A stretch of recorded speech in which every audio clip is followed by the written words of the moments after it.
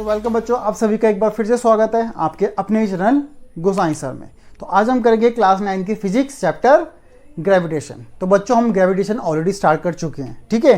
जिन्होंने नहीं देखा है स्क्रीन पे आपको शो हो रहा होगा, क्लिक करो और बाकी की वीडियोस देख लो ताकि आपको आज की वीडियो में कोई डाउट ना रहे, कोई कंफ्यूजन ना रहे, क्योंकि जो वीडियोस है ना वो क्या है, सीक्वेंस में एक दूसरे से इंटरकनेक्टेड है, ठीक है। तो आज का हमारा जो टॉपिक है वो है इनवर्स स्क्वायर लॉ। तो इसको स्टार्ट करते हैं कि ये क्या है, किसने दिया, ठीक है। तो इसे स्टार्ट करने से जान लेते हैं, हमने पढ़ा है न्यूटन के बारे में ना। भाई न्यूटन ने क्या बताया आपका, न्यूटन ने हमें दिया है लॉ ऑफ ग्रेविटेशन।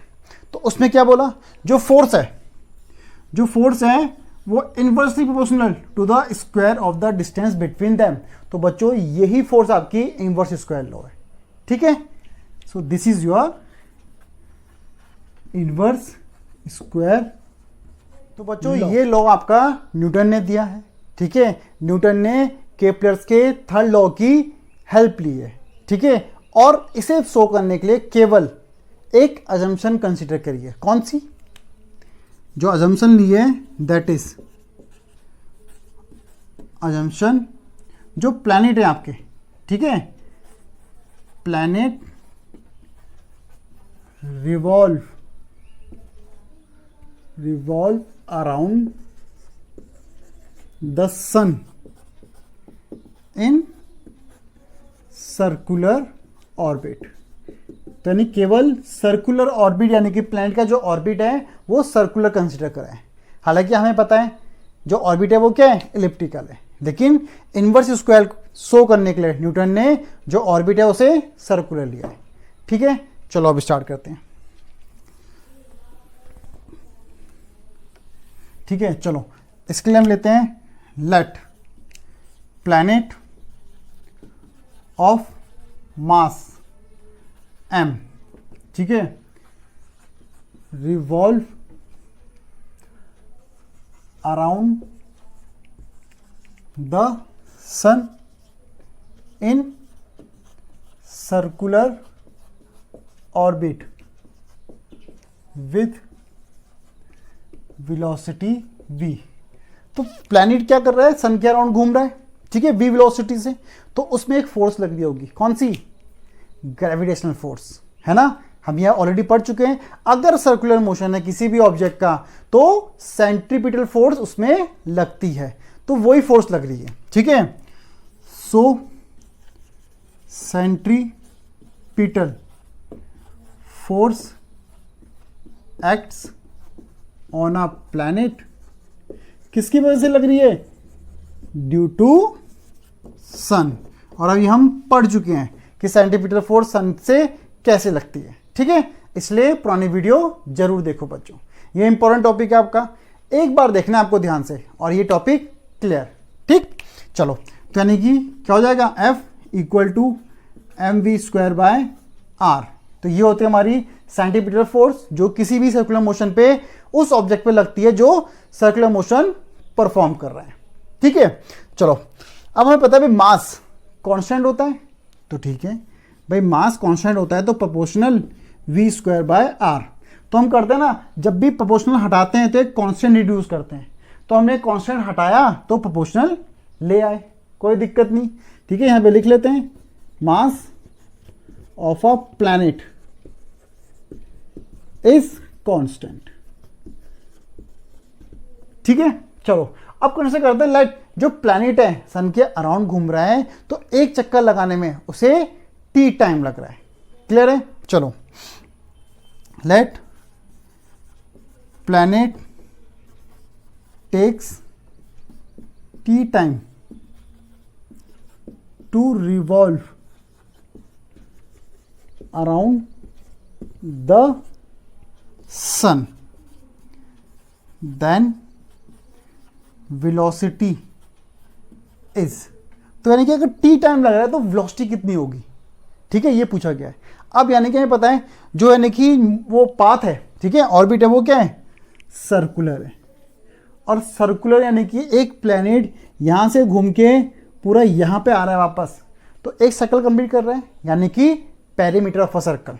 और पेरीमीटर ऑफ अ सर्कल क्या होता है, 2 पाई r, दैट इज सरकमफ्रेंस, सबको पता है ये, ठीक है। चलो, और एक बात और भाई, हमें निकालनी है वेलोसिटी ना, यानी कि स्पीड है। स्पीड का फॉर्मूला क्या होता है? डिस्टेंस अपॉन टाइम, वही लगाना है। तो भाई v डिस्टेंस कितना हो गया? 2 पाई आर, ठीक है। Circumference that is 2 pi R upon t, तो t हमें दे रखा है t, ठीक है। तो ये हो गया आपकी वेलोसिटी, ठीक है। आगे हम बात करें भाई, v proportional to r by t, क्यों?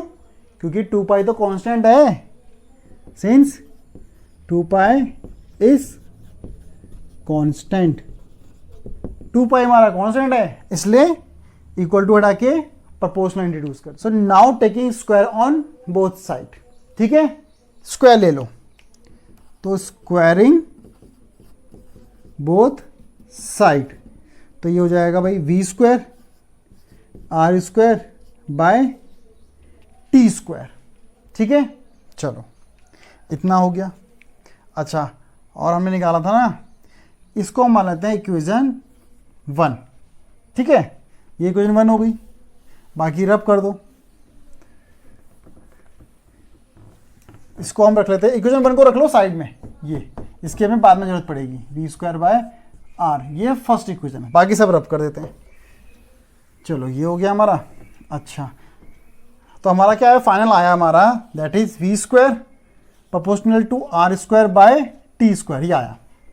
इसे भी हटा दो। Now multiply numerator and denominator by R, ठीक है। स्टेप देखते जाओ, पहली बार में क्लियर हो जाएगा।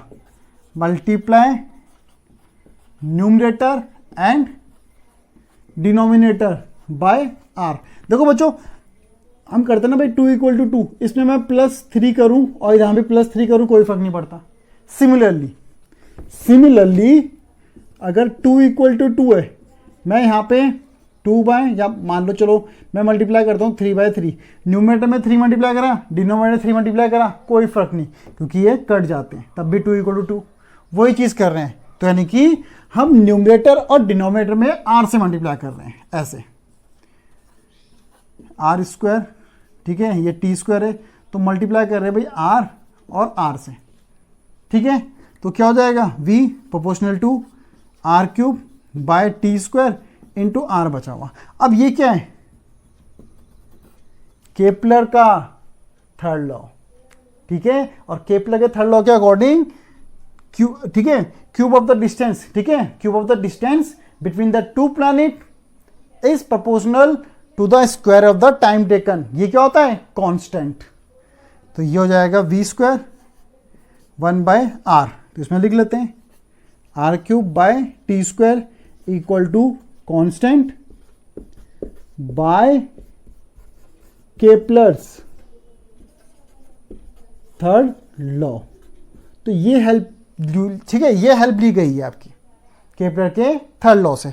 अब वी स्क्वायर की वैल्यू पुट कर दो इक्वेशन फर्स्ट में, put value of V square in first, तो पुट कर देंगे तो क्या हो जाएगा, एफ वी स्क्वायर की जगह पुट कर लेते हैं, क्या हो जाएगा 1/r इंटू आर, तो ये क्या बन गया 1/r स्क्वायर। सो यही आपका रिक्वायर्ड एक्सप्रेशन है, ठीक है बच्चों।